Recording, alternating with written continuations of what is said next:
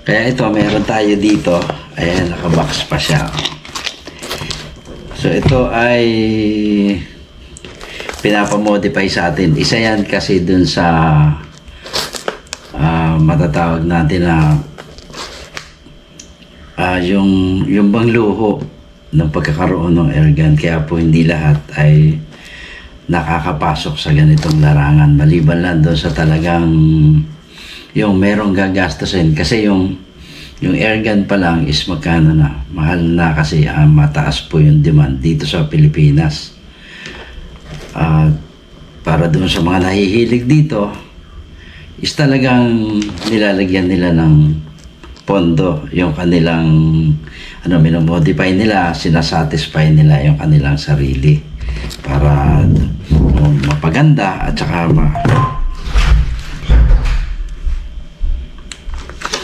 Yun. Ito yung isa sa mga example ng airgun na pistol na parang tunay, maliban lang makikita nyo lang doon sa tangke at yung kaiba niya, yung butas. Sabagay, yung butas is .22, parehas din lang. Pero dito, makikita nyo siya, wala siyang, although meron siyang nakalitaw na katulad nung hammer, makikita nyo naman hindi talaga siya hammer dahil wala.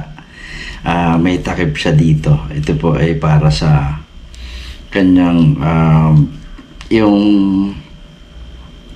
kanyang firing pin. Nandito rin yung hammer sa loob niyan.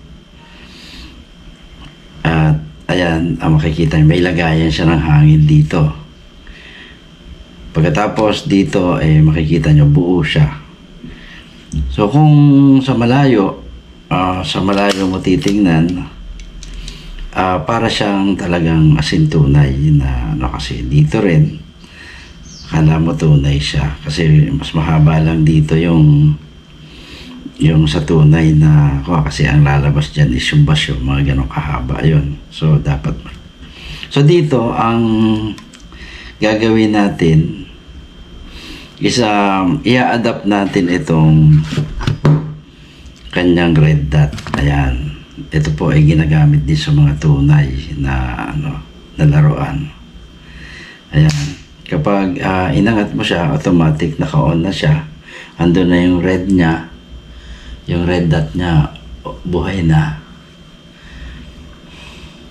Ayan, hindi ko agad ayan yun, nakaganon. Nakikita nyo sa dulo. Ayan, ayan yung red dot niya. Hindi ko agad siya makita. Pag sinara mo to, automatic naka-off na siya. I don't know kung nasaan yung switch nito. Parang it's either kung saan part nandun yung switch niya. May battery din kasi ito. Ayan. So ito ang i-adapt natin dito. Ilalagay siya dito. So kaya tinitingnan ko pa, iniisip ko yung actually 1 linggo na to dito iniisip ko kung paano i-adapt ng mas maayos at mas maganda na hindi tayo magsisira dito. So naisip ko sa ngayon na lagyan siya ng rail dito. Ayan, kukutaban yung ang prepare lang na may-ari is ilagay ito na ganyan para at aalisin na niya yung dovetail. Ayan, para itidiretso na siya dito, siya itutornilyo kasi nakatornilyo rin siya dito sa dovetail niya. Ayan, kung makikita nyo, nakatornilyo dalawa. So yan ay nakasakto yan dito sa dalawang butas na to.